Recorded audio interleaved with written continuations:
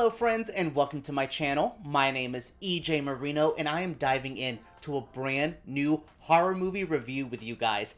I'm talking about The Babysitter, Killer Queen. You're my killer of the night.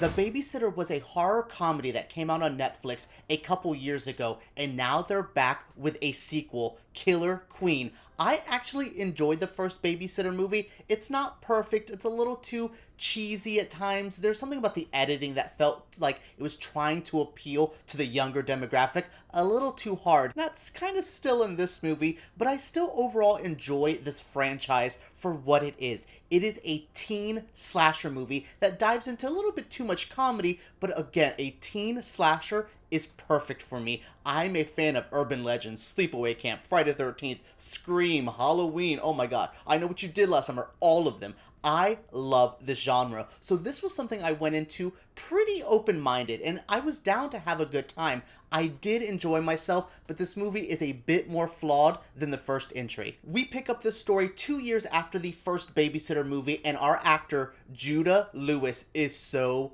big now. It's crazy to watch this kid grow up. Like, it's been a little bit more than 2 years since they filmed it, so seeing him in this movie was jarring. His Cole character as well has grown up quite a bit as well. It's kind of interesting to see him grow as an actor and see him grow as a character here, because Cole is still dealing with the trauma he dealt with that night 2 years ago, but not a lot of people don't believe him. They think he's just the crazy kid who made up a story about a crazy sexy babysitter who was trying to kill him, and he's like, no guys, that really happened. No one believes him, especially when it starts to happen again and people are like, what's going on? And he's just like, truly, I am not crazy. This kid makes this movie. Judah Lewis is a great actor. He really like adds something to this film. If he wasn't the main star of The Babysitter 1 and this film, Babysitter Killer Queen, I would not love it as much. He really grounds this. When this movie struggles with its tone of sometimes feeling like a parody movie and then sometimes feeling like a straight up horror movie, he plays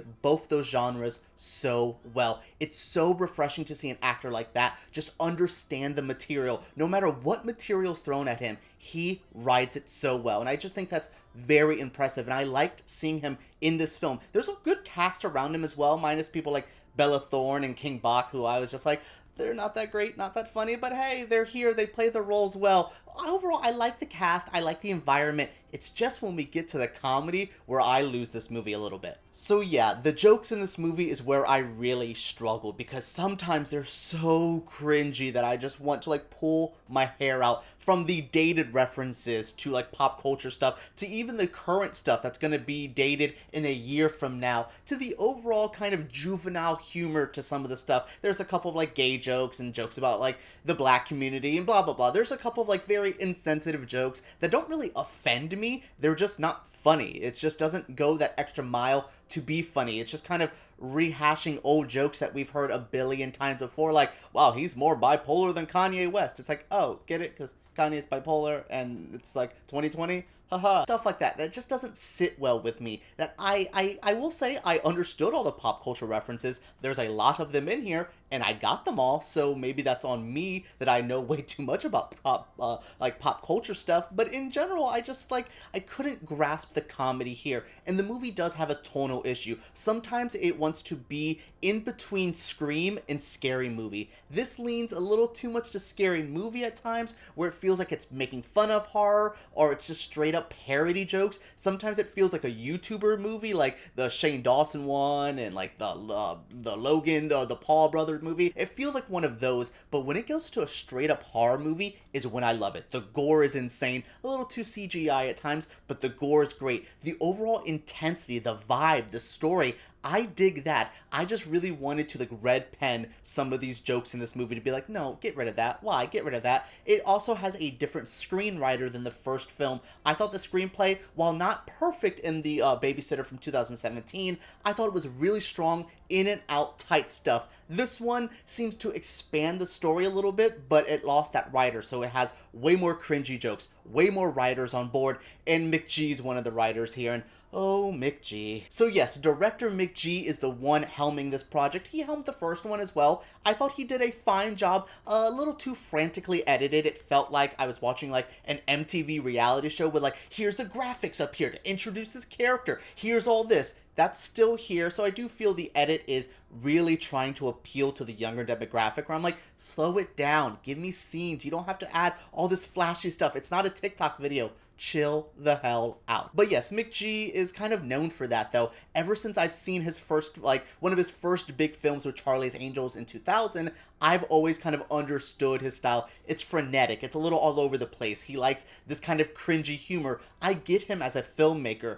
I just maybe don't love his style of filmmaking, but I do think he appreciates and respects horror enough, because he's made a pretty strong horror entry here. This is the second in the Babysitter movies, and I'm not going to spoil anything, but it seems like they could even do a third movie. I like this franchise, I'm not in love with it, but to see a modern horror slasher franchise, that's always nice to see. We really only have Happy Death Day kind of filling in that role. You know, a couple indie ones here or there, but these big ones, I think of The Babysitter and I think of Happy Death Day. So I'm happy McG is trying to bring back teen slashers. Maybe I'm just a little too old for this generation's teen slasher movies, or maybe he just needs to mature his style and make a straight up like Wes Craven inspired Scream movie instead of going for parody stuff like the Wayans brothers. This movie has plot twist after plot twists, and I'm not allowed to say anything. Like, Netflix sent me rules of what I can say and what I can't say, so I can overall really recommend this. If you enjoy the first one, you are going to enjoy this as well. There's a lot of continuation, a lot of the same characters are back, it's a lot of the same stuff, and not that it's a bad thing, like it's rehashing anything, because the kills are more over the top, everything's more over the top, but it feels familiar. Once I got into this and I started seeing the Cole character and the way he interacted with Melanie and the new girl Phoebe, I was really